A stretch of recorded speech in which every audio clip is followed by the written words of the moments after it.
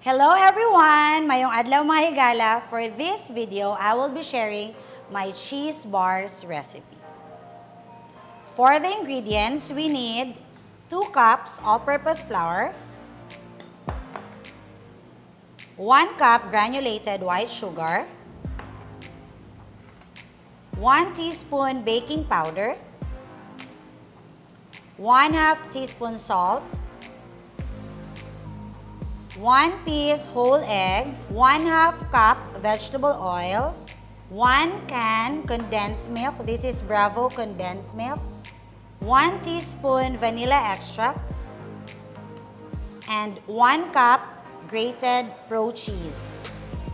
And then for the custard or the topping, we have 2 pieces egg yolks, 1/2 cup condensed milk, and again, 1 cup grated Pro cheese. So in your bowl, with your whisk attachment, mix first your dry ingredients.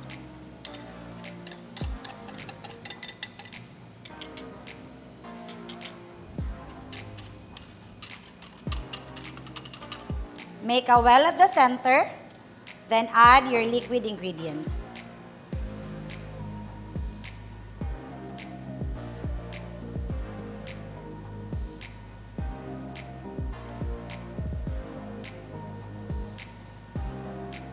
Tapos, mix na natin. Change to rubber scraper pag medyo matigas na yung mixture. Then, lastly, fold natin yung grated cheese. You can add more if you want. Then, get your 9-inch baking pan lined with aluminum foil. Transfer natin here.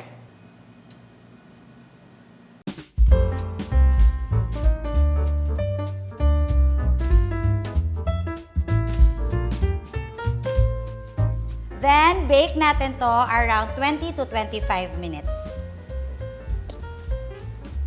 While binibake natin, let's mix na the custard. So, in your bowl, mix mo lang si egg yolks, condensed milk, kalahati ng cheese.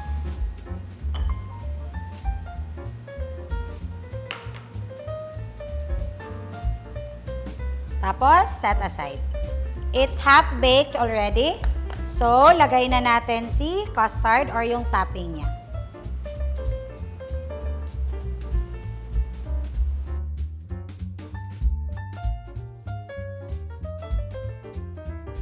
Tapos, sprinkle natin on top yung sobrang cheese.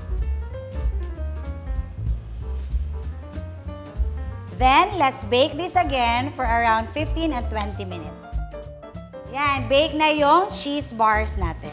Let's slice.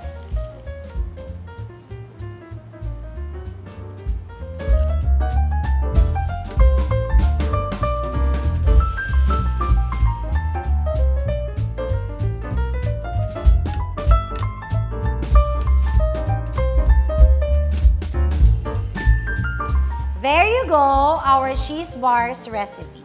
For the ingredients, don't forget to visit Sweet House Baking Store here in Cagayan de Oro, Balingasag, or in Palawan. And don't forget to like and subscribe my YouTube channel. Enjoy baking!